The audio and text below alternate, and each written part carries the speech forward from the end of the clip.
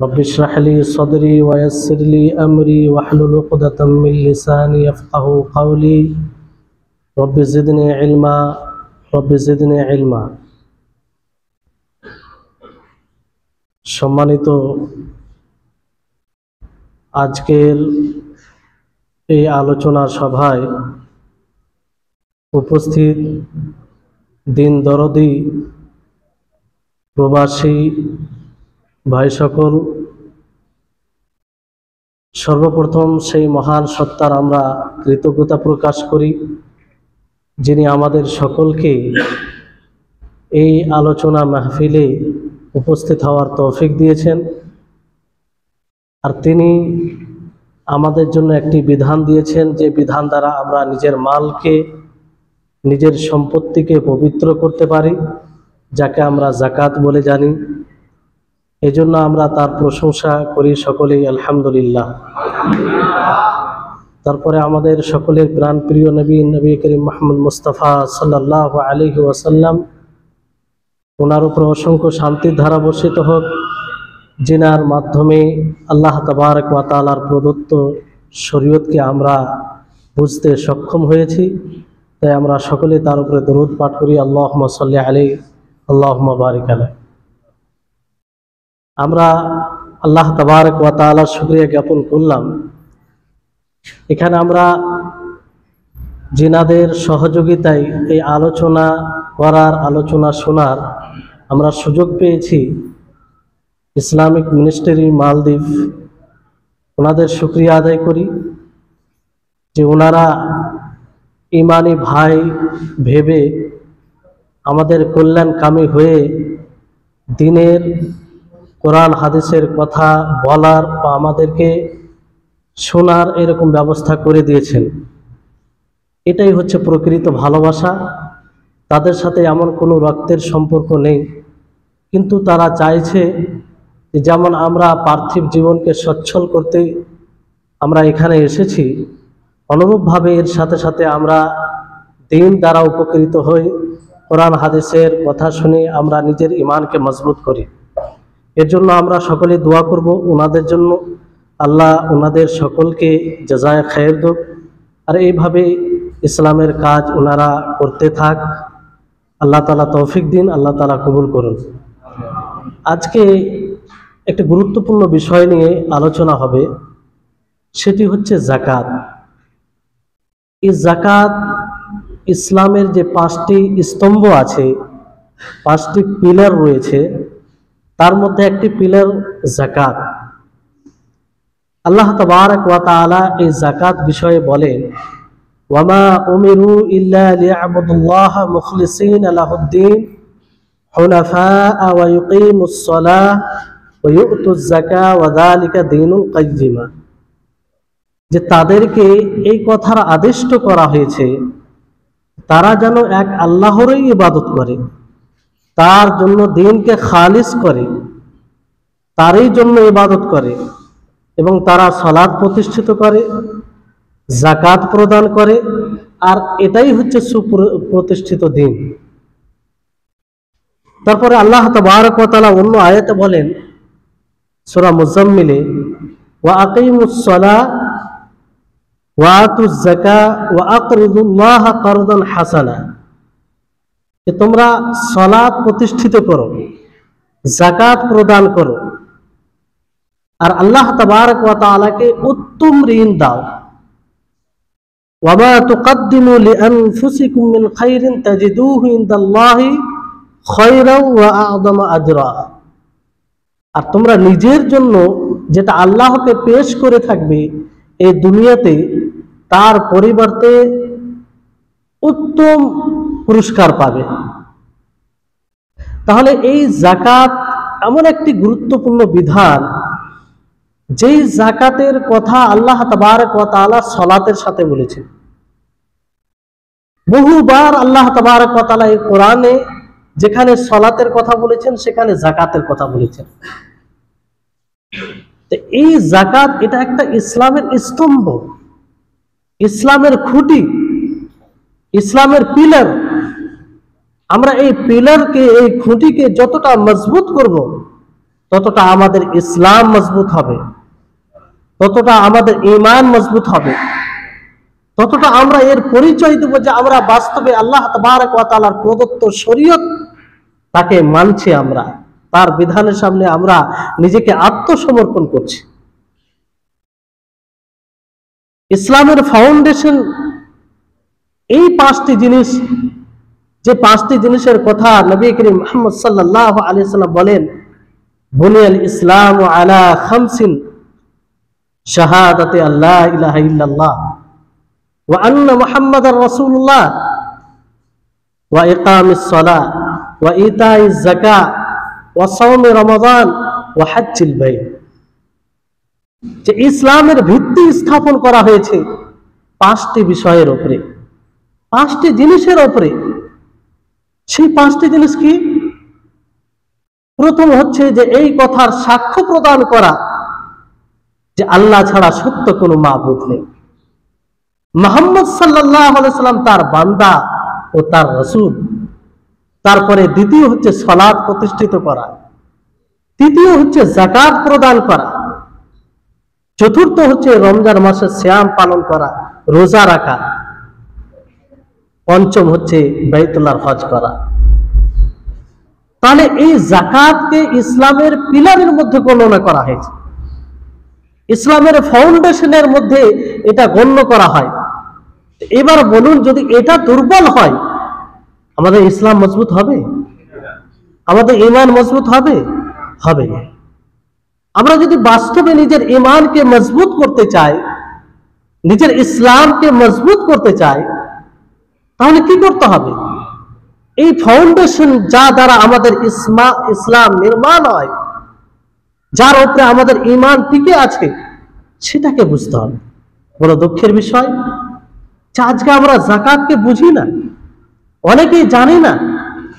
যদিও কোনো ভাই এই যাকাত বের করে, সঠিক জায়গায় কোথায় দিতে হবে তা জানে না, স্পষ্ট ধারণা নেই। অথচ এটা ইসলামের স্তম্ভ, ইসলামের খুঁটি। আমরা কেমন মুসলিম? সম্মানিত উপস্থিতিগণ, আজকে আমরা সিরিয়াস নিচ্ছি না ইসলামের বিষয়গুলিকে।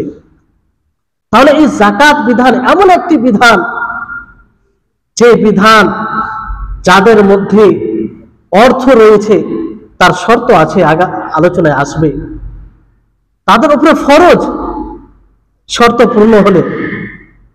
আর যে এই যাকাতের অস্বীকার করবে, সকল বিদ্বানগণের মতে কোরআন হাদিস অনুযায়ী সে ইসলাম থেকে বের হয়ে যাবে, এমন একটি বিধান। আর যে এই যাকাত বের করতে অলসতা করবে, ঠিক মতো আদায় করবে না, সে শাস্তির সম্মুখীন হবে। তা আসলে আমরা এই যাকাতকে একটু জানার চেষ্টা করি, যেটি ইসলামের একটি স্তম্ভ। কি কি জিনিস থেকে আমাদের যাকাত দিতে হবে সেটাই আমরা অনেকেই জানি না। 4 শ্রেণীর জিনিসের আমাদেরকে যাকাত দিতে হবে। 4 প্রকার জিনিসের কি করতে হবে? যাকাত দিতে হবে। যাকাতের অর্থ হচ্ছে পবিত্রকরণ। আপনাদের সামনে ওই রকম বিস্তারিত ভাবে আলোচনা করা সম্ভব নয়, তবে মূল বিষয়ের দিকে আমি ইঙ্গিত করে যাব। পবিত্রকরণ, আপনি আপনার মালকে পবিত্র করবেন, নিজেকে পবিত্র করবেন। তো যাকাত যে 4টি জিনিসের, 4 প্রকারের জিনিসের দিবেন, তার মধ্যে প্রথম হচ্ছে যে জমিন থেকে যা উৎপাদন হয় তার যাকাত বের করবেন। আল্লাহ তাবারক ওয়া তাআলা বলেন, ইয়া আইয়ুহাল্লাযীনা আমানু আনফিকু মিন তাইয়্যিবাতি মা কাসাবতুম। যে হে মুমিনগণ, তোমরা উত্তম মাল থেকে খরচ করো, উত্তম ভাবে যেটা অর্জন করেছো তা থেকে তোমরা খরচ করো। ওয়া মিম্মা আখরাজনা লাকুম মিনাল আরদ, আর সেই জিনিস থেকে তোমরা খরচ করো যা তোমাদের জন্য জমিন থেকে আমি বের করেছি। জমিন থেকে যা উৎপাদন হয় তার যাকাত দিতে হবে, সেখান থেকে খরচ করতে হবে। আল্লাহ তাবারক ওয়া তাআলা অন্য আয়াতে বলেন, ওয়া আতু হাক্কাহু ইয়াওমা হাসাদিহি, যে তারা যেন সেই ফসল কাটার সময় যখন কর্তনের সময় আসবে, কাঁদবে, অর্জন করবে, তখন যেন তার হক আদায় করে। তো তাহলে তার সবচেয়ে বড় হক কি? যাকাত দেওয়া। যাকাত বের করতে হবে। আল্লাহ তাবারক ওয়া তাআলা যে যাকাতের কথা এক জায়গায় নয়, বহু জায়গায় বলেছেন। আর আজকে আমরা সেই যাকাত থেকে উদাসীন, যাকাতকে বুঝি না, যাকাতের ব্যাপারে স্পষ্ট ধারণা নেই, যেটা আমাদের সকলের জন্য পরিতাপের বিষয়। তারপরে এই যে আপনি জমিন থেকে যা উৎপাদিত হয় তার যাকাত বের করবেন, কতটা দিবেন, কতটা হলে যাকাত দিবেন, সংক্ষিপ্ত ভাবে বলছি। যদি আপনার জমিনে, আপনার পরিশ্রমে, আকাশের পানি ছাড়া, বৃষ্টি ছাড়া আপনি নিজে খরচ করে সেটা চাষ করেন, তাতে ফসল হয়, তার যাকাত বের করবেন। আর জমিনে সবকিছু যাকাত দিতে হবে না। যেমন সবজি আছে যেগুলো গুদাম করা যায় না, তার যাকাত দিতে হবে না। গম, ধান, ভুট্টা, এগুলোর আপনি যাকাত দিবেন। তো জমিনের যদি আকাশের পানি ছাড়া সেটা উৎপাদন হয়, তাহলে তা যতটা মাল হবে আপনার, সেই মালকে 10 ভাগ করে 10 ভাগ করবেন, 10 ভাগের 1 ভাগ আপনি যাকাত বের করবেন। আর না, যদি আপনার আকাশের পানি ছাড়া এই যাকাত মানে ফসল হয়, ধান হয়, গম হয়, তাহলে আপনি 20 ভাগের 1 ভাগ বের করবেন। কত বের করবেন? যেমন আপনার 10 কুইন্টাল কি হয়েছে? গম হয়েছে। যদি এটা আকাশের পানি ছাড়া হয়, তাহলে কত বের করবেন? সেটাকে 20 ভাগ করবেন। 20 ভাগের 1 ভাগ, তাহলে 50 কিলো হচ্ছে, তাই না? আর যদি আকাশের পানিতে হয়, আপনাকে বিশেষ কিছু খরচ করতে হয়নি, তাহলে সেই থেকে সেটাকে 10 ভাগ করবেন, 10 ভাগের 1 ভাগ বের করবেন। 10 কুইন্টাল যদি হয়, তাহলে 1 কুইন্টাল বের করবেন। কত? 1 কুইন্টাল, কারণ এটা আকাশের পানি দ্বারা হয়েছে। তাহলে এইভাবে আপনাকে যাকাত বের করতে হবে। তবে কি যদি কারো ধরেন 1 কুইন্টাল হয়, মোট 1 কুইন্টাল, তাহলে কি তাকে যাকাত দিতে হবে?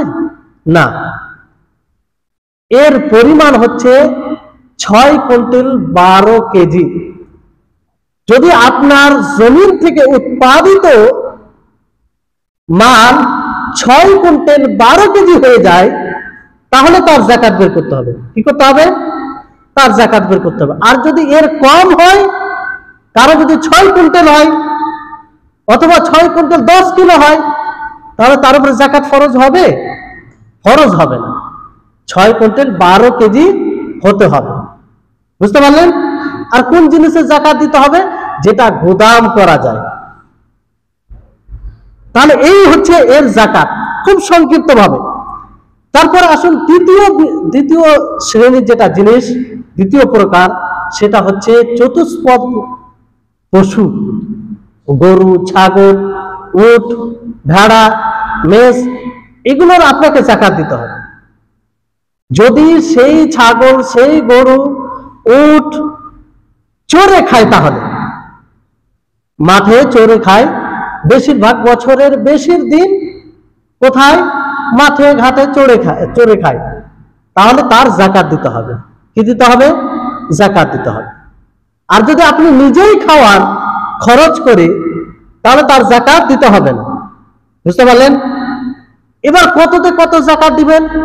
উট কমসে কম যদি 5টি হয়, তাহলে তার যাকাত দিতে হবে। যদি গরু 30টি হয়, তাহলে তার যাকাত বের করতে হবে। আর যদি ছাগল 40টি হয়, তাহলে তার যাকাত বের করতে হবে। বুঝতে পারলেন? এর পুরো নিয়ম বিস্তারিত যাচ্ছে না, তবে একটু ধারণা দিলাম। আসল যেটা বিষয় আছে তাতে একটু বিস্তারিত বলবো। তৃতীয় যেটা জিনিস, তৃতীয় প্রকারের, সেটা হচ্ছে স্বর্ণ ও রূপা। স্বর্ণ ও রূপার যাকাত বের করতে হবে। আল্লাহ তাবারক ওয়া তাআলা এই ব্যাপারে বলেন, আমাদের শরীরের লোম খাড়া হয়ে যাবে। এই আয়াতগুলো যদি আমরা পড়ি, এত কঠোর ভাবে বলা সত্ত্বেও আমরা এই জাকাত বিষয়ে উদাসীন।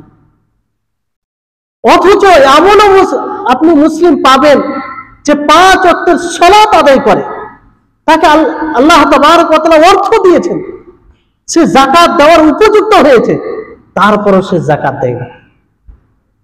কেন? কিসের কারণে? কারণ সে জাকাত সম্পর্কে ধারণা রাখে। আল্লাহ তাবারক ওয়া তাআলা বলেন, ওয়াল্লাযীনা ইয়াকনিজুনা আয-যাহাবা ওয়াল ফিদ্দাতা ওয়া লা ইউনফিকুনাহা ফি সাবিলিল্লাহি ফাবাশশিরহুম বিআযাবিন আলীম। যে যারা স্বর্ণ এবং রূপাকে জমা করে রাখে, আল্লাহর পথে খরচ করে না, আল্লাহ তাআলা বলেন যে ফাবাশশিরহুম, তাদেরকে সুসংবাদ দিয়ে দাও, তাদেরকে সুসংবাদ দিয়ে দাও বিআযাবিন আলীম, বেদনাদায়ক শাস্তির, যন্ত্রণাদায়ক শাস্তির। শুধু এটাই নয়, আল্লাহ তাবারক ওয়া তাআলা আগে বলছেন ইয়াউমা ইউহমা আলাইহা ফাতুকওয়া বিহা জিবাহুহুম, যে সেই দিন আগ দ্বারা, তাদের আগুন দ্বারা তাদের পার্শ্বকে, তাদের পিঠকে, তাদের কপালকে সেক দেওয়া হবে, ছেঁকা দেওয়া হবে, এত কঠোর শাস্তি হবে। হাযা মা কানাজতুম লিআনফুসিকুম, আর বলবে যে এটাই খাজানা, এটাই তুমি যেটা সঞ্চয় করে রেখেছিলে, জমা করে রেখেছিলে, ফাযুকু মা কুনতুম তাকনিজুন, আজকে তুমি তার স্বাদ গ্রহণ করো যেটা তুমি জমা করে রেখেছিলে। আজকে আমাদের মধ্যে কতজন আছে যারা মাল জমা করে রাখে, আল্লাহর পথে খরচ করে না।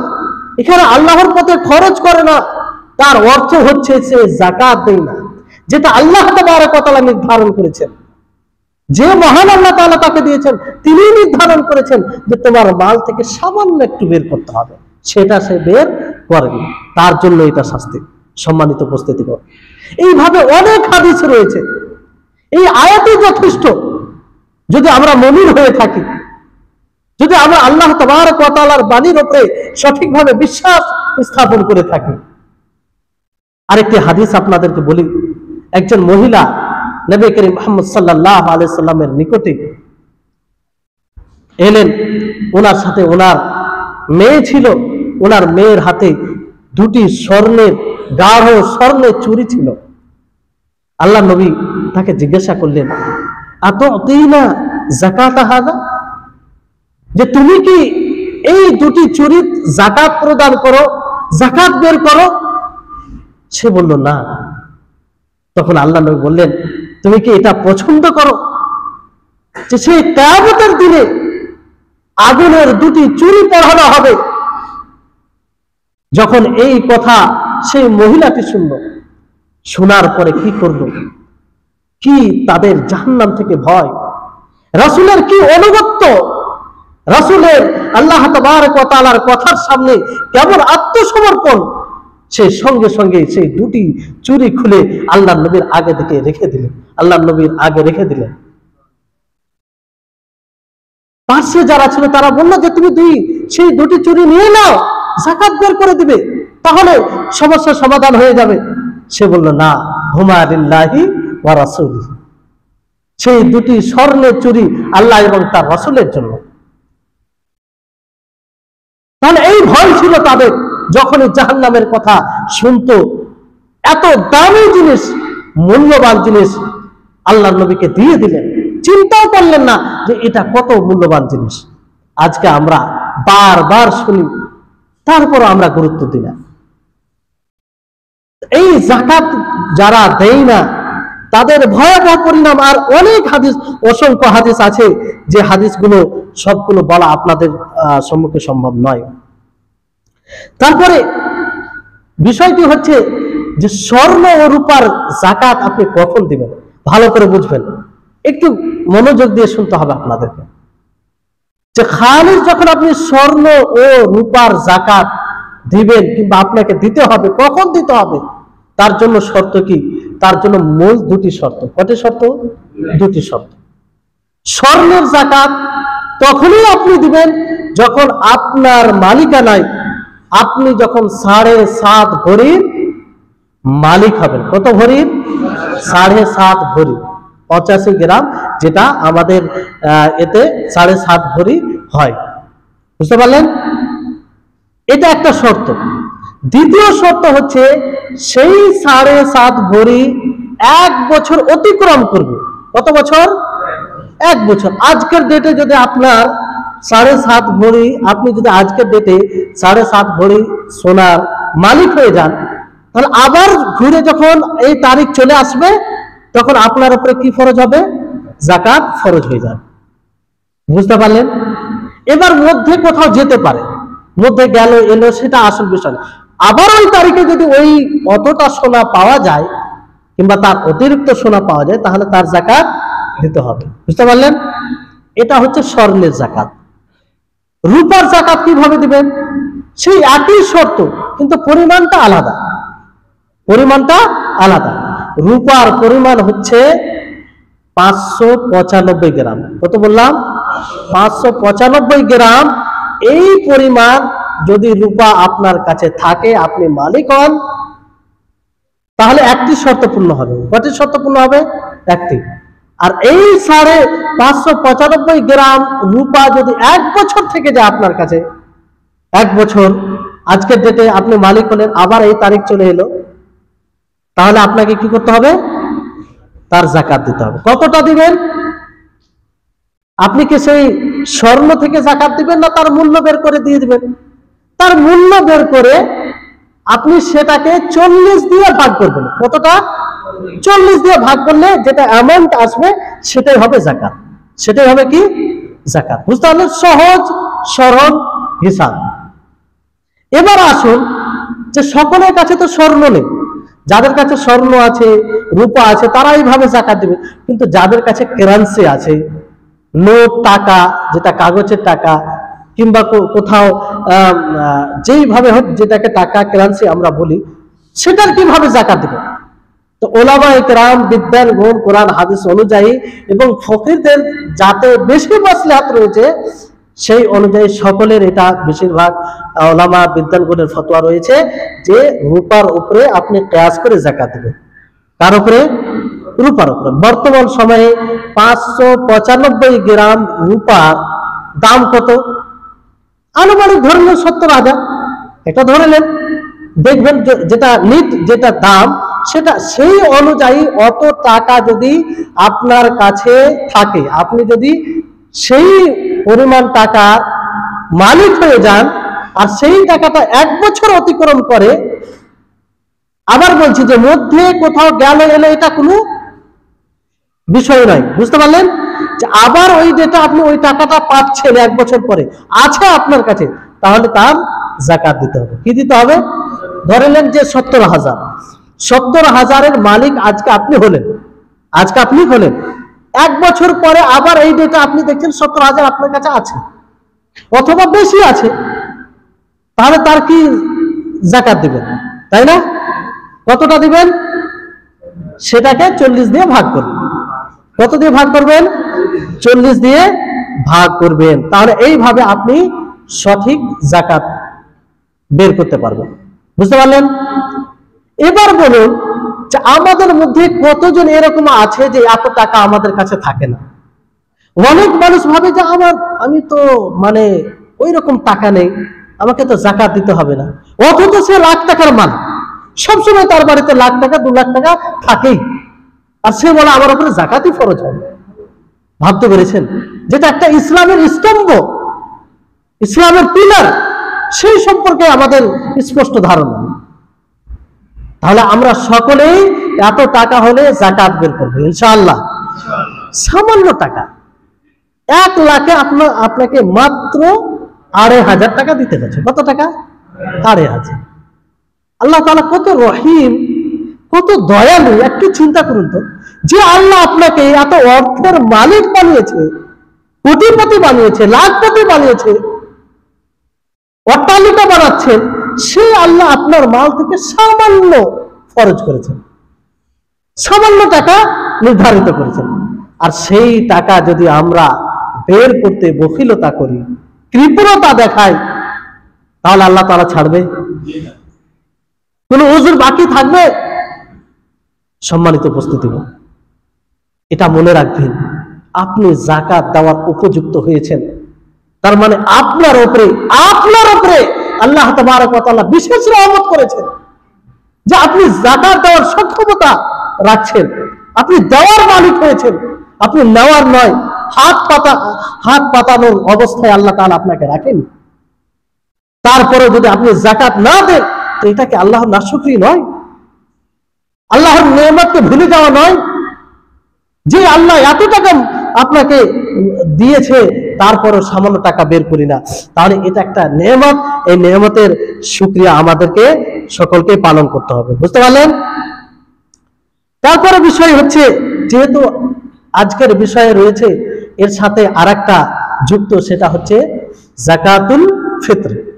যদিও সময়টা অতিক্রম করে গেছে, তারপরে আমাদেরকে জানতে হবে কি জানতে হবে না, আগামী বছর ফের আল্লাহ বাঁচিয়ে রাখলে আমরা ফের যাকাতুল ফিতর আমরা আদায় করব। কিন্তু বড় দুঃখের সাথে বলতে হয় যে আমরা প্রত্যেক বছর এই যাকাতুল ফিতর আদায় করি, কিন্তু সঠিক নিয়ম জানি না, ভুল করে ফেলি। অথচ প্রত্যেক বছর এক একজন আমরা 10 বছর আদায় করে, 10 বছর থেকে আদায় করে আসছি, কেউ 20 বছর থেকে, কেউ 30 বছর থেকে, কেউ শেষ অবস্থায় রয়েছে, তারপরেও সঠিকভাবে এই যাকাতুল ফিতর আদায় করে। এই যাকাতুল ফিতর এটা এতটাই গুরুত্ব যে নবী করিম মুহাম্মদ সাল্লাল্লাহু আলাইহি ওয়াসাল্লাম এই যাকাতুল ফিতরকে ফরজ করেছেন। ফারাজা রাসূলুল্লাহ সাল্লাল্লাহু আলাইহি ওয়াসাল্লাম যাকাতুল ফিতর মিন রমাজান, যে রাসূল সাল্লাল্লাহু আলাইহি ওয়াসাল্লাম এই যাকাতুল ফিতরকে ফরজ করেছেন। তো রাসূলের ফরজ করা মানে কার ফরজ করা? আল্লাহ তাবারক ওয়া তাআলা। আল্লাহ তাবারক ওয়া তাআলা বলেন, ওয়া মান ইউতি'আর রাসূলা ফাকাদ আতা আল্লাহ। যে রাসূলের অনুসরণ করে সে মূলত কার অনুসরণ করে? আল্লাহ তাবারক ওয়া তাআলা। তাহলে রাসূল ফরজ করেছেন কার উপরে? কি ফরজ করেছেন? সাআম মিন তামরিন আও সাআম মিন শাঈরিন, এক সা খেজুর অথবা এক সা জব। কার উপরে? দাস, স্বাধীন, ছোট বড়, নর নারী, এক কথায় মুসলিম যারা হবে তাদের সকলের উপর আল্লাহ তাআলা ফরজ করেছেন। আর কি আমাদেরকে যাকাতুল ফিতর হিসেবে দিতে হবে এটাও মনে রাখতে হবে। যাকাতুল ফিতর হিসেবে আমাদেরকে খাদ্য দিতে হবে। কি দিতে হবে? খাদ্য দিতে হবে। কখন দিতে হবে? শাওয়াল মাসে যখন চাঁদ দেখা দিবে তখন থেকে নিয়ে ঈদের সালাত অনুষ্ঠিত হওয়া পর্যন্ত এই সময়ে দেওয়াটা উত্তম। ফরজ হয় কখন? যখন শাওয়াল মাসে চাঁদ দেখা দেয়, কিন্তু তার একদিন আগে, 2 দিন আগে দেওয়া যাবে, কিন্তু উত্তম সময় কখন? চাঁদ ওঠার পরে। বুঝতে পারলেন? ফরজ হয়ে যায় তখন। আর যদি কোনো ব্যক্তি ঈদের সালাতের পরে এই যাকাতুল ফিতর দেয়, তাহলে তার যাকাত আদায় হবে? হবে না। তার এখান থেকে বলি আপনাদেরকে একটা বিষয়, যে দেখুন শরীয়তের বিধান কতটা সূক্ষ্ম বিধান। আপনি একই জিনিস দিচ্ছেন, একই টাকা খরচ করছেন, কিন্তু একটু নিয়ম পরিবর্তন হওয়ার কারণে আপনার সেই যাকাতুল ফিতর আদায় হবে না। তার মানে কি বোঝা যাচ্ছে? যে শরীয়তে যে পদ্ধতিতে এসেছে, যেটা যেভাবে প্রমাণিত, সেভাবেই আমাদেরকে পালন করতে হবে, সেভাবে আমাদেরকে পালন করতে হবে। তারপরে এই যাকাতুল ফিতর হিসেবে পয়সা দেওয়া যাবে না। কি দেওয়া যাবে না? পয়সা দেওয়া যাবে না। যদিও ওলামায়ে কেরাম কিছু কিছু বলে থাকেন, কেননা সরাসরি রাসূল সাল্লাল্লাহু আলাইহি ওয়াসাল্লাম এই যাকাতুল ফিতর হিসেবে কি বলেছেন? সাআম মিন তামরিন আও সাআম মিন শাঈরিন। অন্য হাদিসে আবু সাঈদ খুদরি রাদিয়াল্লাহু তাআলা আনহু তিনি বলেন যে কুননা নুখরিজু ফি আহদিন নবী সাল্লাল্লাহু আলাইহি ওয়াসাল্লাম সাআম মিন তাআমিন, যে আমরা রাসূল সাল্লাল্লাহু আলাইহি ওয়াসাল্লামের জামানায় এক সা খাদ্য বের করতাম, এক সা খাদ্য দিতাম। আর আমাদের খাদ্য ছিল সে সময় খেজুর, জও, পনির, এগুলো ছিল। তা আমাদের খাদ্য কি এখন বর্তমান সময়? যেটা আমরা খাই, চাল খাই, কোন জায়গায় রুটি খাই, যেখানে যেটা খাই সেটা দিবে। বুঝতে পারলেন? তাহলে এইভাবে যাকাতুল ফিতর আমাদের সকলকে আদায় করতে হবে। এগুলো একটা গুরুত্বপূর্ণ বিধান। এই যাকাত দ্বারা আমরা নিজেকে পবিত্র করি। কখনো ভাববেন না যে এই যাকাত আদায় করে আমার অর্থ কমে যায়, কখনো এটা ভাববেন না। যাকাত আদায় করা এটা আপনার জন্য একটা সুবর্ণ সুযোগ। আপনি সামান্য টাকা দিলেন, দায় মুক্ত হয়ে গেলেন। দিয়েছেন আল্লাহ। আল্লাহ তাআলা যদি বলতেন তোমার মালের অর্ধ দিয়ে দাও, কিছু করার ছিল না, কিছু করার ছিল না, সামান্য আল্লাহ তাআলা দিতে বলেছেন। তো এই জন্য এই ব্যাপারে কেউ কৃপণতা করবেন না, উদার ভাবে দিবেন, এটাকে নিয়ামত ভাববেন, সন্তুষ্ট চিত্তে দিবেন, খুশি হয়ে দিবেন, আনন্দের সাথে দিবেন। এইরকম নয় যে আল্লাহ তাআলা কেন করেছে, এই টাকাটা দিতে হচ্ছে, কষ্ট হচ্ছে, এরকম বিষয় যেন না হয়। তো যাই হোক, এই হচ্ছে আপনাদের আজকের যে বিষয়টি ছিল, সেটা মৌলিক বিষয়গুলো আপনাদের সামনে উপস্থাপন করার চেষ্টা করলাম। আল্লাহ তাবারক ওয়া তাআলার নিকটে দোয়া করব, আল্লাহ যেন আমাদের সকলকে এই যাকাতুল মাল অথবা যাকাতুল ফিতর এই দুটো বিধানকে যেন আমরা শরীয়তের পদ্ধতিতে আমল করতে পারি। আর শেষে আপনাদেরকে বলবো, এই যে এটা একটা বড় নেয়ামত যে আপনারা যে সভায় আলোচনা সভায় বসেছেন, যে আমরা ভিন্ন দেশের হওয়ার পরেও এইরকম ভাবে বাংলা ভাষায় কোরআন হাদিসের আলোচনা শুনতে পাচ্ছি। তো যাক আলহামদুলিল্লাহ, এখানে ইসলামিক মিনিস্ট্রি ওনারা আমাদের উপরে একটা বিশাল বড় ইহসান করেছেন, যে এই মালে সপ্তাহে একদিন দার্স থাকবে, এরকম মসজিদ পরিবর্তন হবে, আর বিষয় পরিবর্তন হবে। আপনারা যখনই যেখানে যে আলোচনার জায়গা শুনবেন সেখানে সকলে উপস্থিত হবেন, আপনারা নিজে উপস্থিত হবেন, অন্যদেরকে নিয়ে যাবেন। আপনার দ্বারাতে কোনো ভাই যদি উপকৃত হয়, হেদায়েতের পথে আসে, তাহলে আপনিও তার নেকির তার নেকি কেটে দেওয়া হবে তা না, সেও নেকি পাবে, আপনিও নেকির হকদার হবেন। অনুরূপ ভাবে হোলেমালে একটা দার্স থাকবে সপ্তাহে।